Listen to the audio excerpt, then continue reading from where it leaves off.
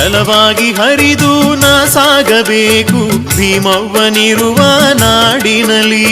ಜಲವಾಗಿ ಹರಿದು ನಾ ಸಾಗಬೇಕು ಭೀಮವ್ವನಿರುವ ನಾಡಿನಲ್ಲಿ.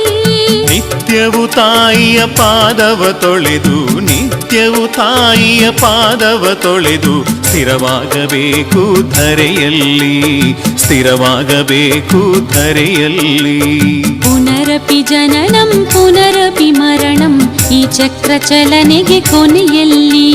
ಪುನರಪಿ ಜನನಂ ಪುನರಪಿ ಮರಣಂ ಈ ಚಕ್ರ ಚಲನೆಗೆ ಕೊನೆಯಲ್ಲಿ.